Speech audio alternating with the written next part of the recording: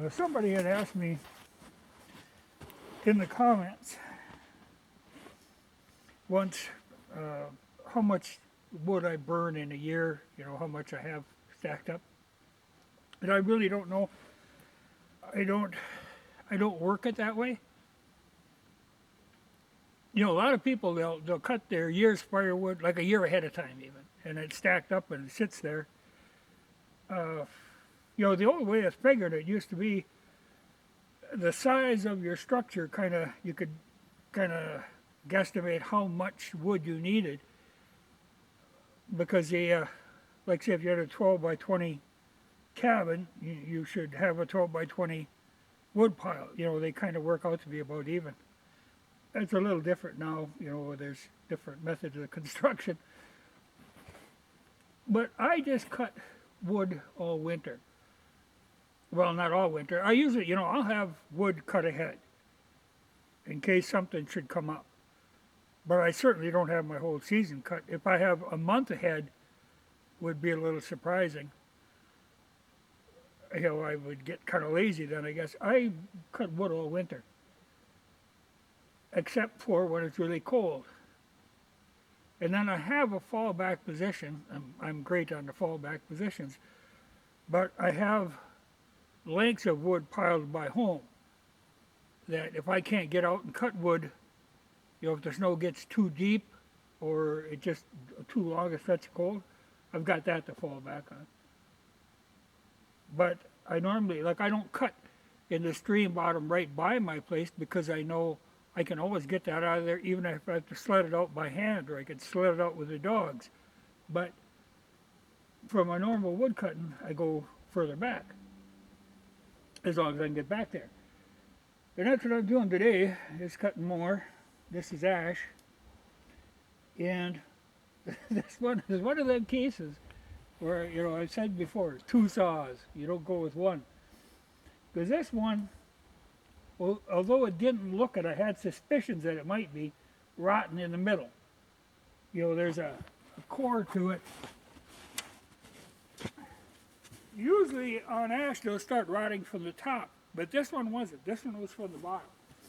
But you can see this whole inner part here is all rotten. So it was a bit of a stumble when I went to drop it. I was trying to get it over here in a clear space. Instead, it went over here in some trees, which I didn't want to happen because then you've got one leaning, and you got to cut and drop, and cut and drop, and cut and drop, and that can be tricky. And in doing that, I managed to wedge that one in there. So then pull the bar off, so it's just a bar and a chain in there, and use my other saw and cut it out. But if it wouldn't have been for having that other saw along, she'd have been a battle. But at least, take the bar and chain off of the saw so you can take the saw body away, and then you're just dealing with a chain and a bar. But I got it out of there. But I still got a big part of that tree hanging in that other one. If it had fell over here, it'd have been all right. But I can come down here now with a tractor and I'll pull it back off of that tree. And I'd cut it into lengths and bring it home that way. Because I cut a lot of that in lengths too and then bring it home and just pile it up and then I can get at it whenever I need it. But this is my job for today. Because we've had, for the last week, I don't think it's got above zero. Now today it actually got above, I think it might be like 20 degrees. And it's funny, you kind of get used to it being cold. And if you get a sunny day and it's 20 degrees, it actually feels warm. Like today, feels warm. But I want to get this one out of here so I get further back. Because there's a lot of oak back there. But I wanted to get this ash out of here. And I had suspicions, like I say, this tree, because it looked odd because a lot of the lower branches were dying. And not one I could really use for lumber. There's no straight section in this, but firewood, she's fine. So she's going. But it's always a great relief when you get a warm day, or a couple warm days. Just gives you a break. You can handle the cold in short doses. But there are times in winter where we don't get above zero for a month, and they'd even just get above zero, all bad, feels great, but at least the snow wasn't that deep, I could still get around. Haven't really had that much snow. So, this is what I do. I cut wood. Kind of eyeball other logs I want to take out of here, and clears out some of this dying and dead stuff. And it gets you out of the house. If I had a wood pile stacked up, well, the tendency then would be to sit there. That's no good. You get a little stir crazy just sitting around all the time. I read a lot in winter, but I don't want to read every day, all day.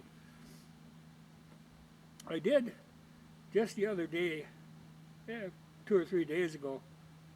I went into town for the first time for a long time, but I was running out of kerosene, so I figured, okay, and I had a lot of other stuff I needed too, so I figured, well, make this in one quick run. It was before the cold spell hit. And, you run out of kerosene, then you're down to candles, and pretty soon you run out of candles, it's just that you go down, and pretty soon you burn the sticks. But I made the trip in, and it was kind of funny, like I say, there was a lot of other stuff I needed. I stocked up on groceries, but now my groceries that I buy are usually pretty damn basic stuff. I don't buy, the instant this or that. I mean, it's all pretty basic, old type groceries. And I noticed when I got home, I had spent in 2 different stores, I spent $150. A little over 150. But now that sets me up for quite a good stretch, food-wise. But I noticed when I was looking at the slips, because I always kind of eyeball this stuff, just kind of keeping track of where my money goes. There was only one item on there that was taxed. And I don't know how it works. I mean, here, sales tax not on food, but, it can get a little chancy. Certain things aren't considered food, and they tax it. But the only thing I had taxed on there was 20 cents tax on toilet paper, and I thought, damn, that's a low blow. That you can't, you got to tax that even, because I try to avoid taxes. Just irk me to no end. Any of those, but particularly like the sales tax now. It gets misused, let's say, because part of that now, if you're paying the sales tax, which they've got money they're setting aside to do this diversion thing to prevent flooding in town, but that only hurts us out here. So, you're kind of paying for your own doom. That's not something I care to do. But it was funny too, because I hit a couple different stores where they were selling lottery tickets, and it was right before this lottery drawing thing was coming up. I had no idea. I don't play the lotteries. I'm not a dreamer. But it was amazing to me how many people were lined up buying them lottery tickets in large amounts of them. People are dreamers. But like I say, I'm not. I did one time when Minnesota first started doing theirs. I bought $1 ticket just to see the mechanics of the thing. But odds-wise, they're just phenomenal. To win would be so near to being impossible. I like better odds than that. I mean, even the amount of people I saw buying tickets and the amount of tickets they were buying, I wouldn't want to be against them odds. And then you're talking the whole country? Well, that's no good. And like I say, I'm not really a dreamer. I like my life as it is. I'm perfectly satisfied. I don't need billions of dollars.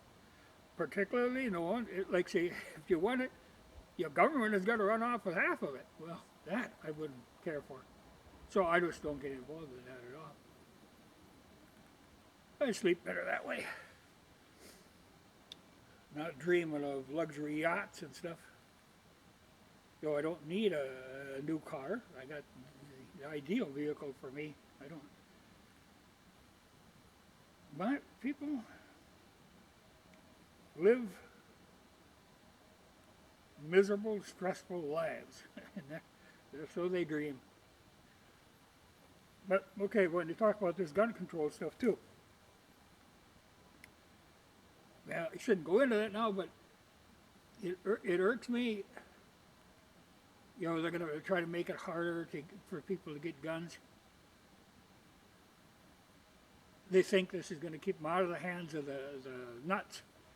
I tell you, it's the government that's making people nuts. They can't quite get into the head that people don't trust them, though they've given people so many reasons not to trust them.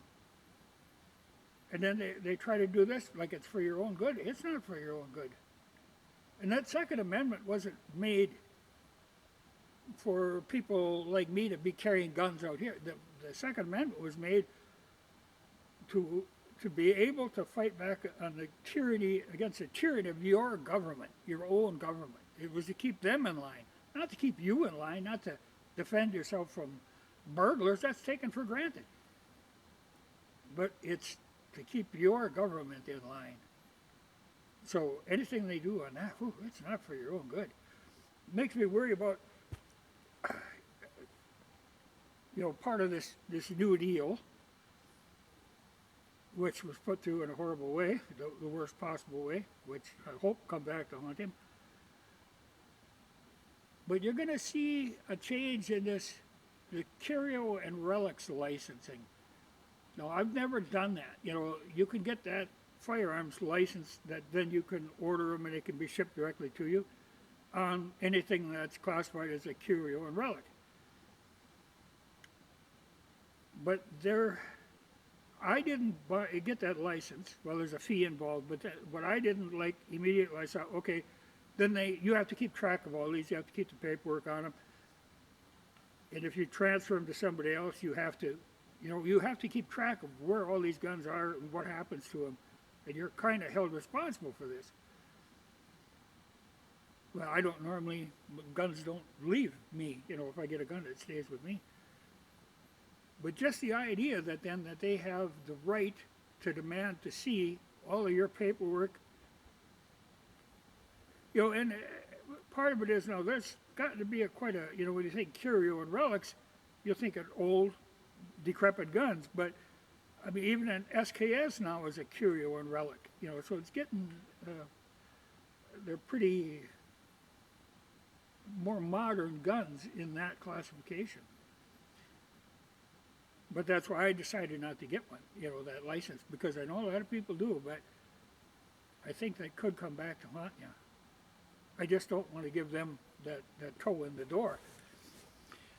Plus, I'm not fond of paperwork. But the idea, they're going to cut down on these small people who are dealing at gun shows. What they really want to do is make those people get the higher classification license, which they can really crack down on you then. So they're going to try to keep those, because the curio and relic is supposed to be only for your own collection, and you can sell off part of your collection or your whole collection, but it's to improve your collection. It's not to be running it as a business. But they are going to push you into this business aspect of it. That's what worries me. Well, that's enough. Wood.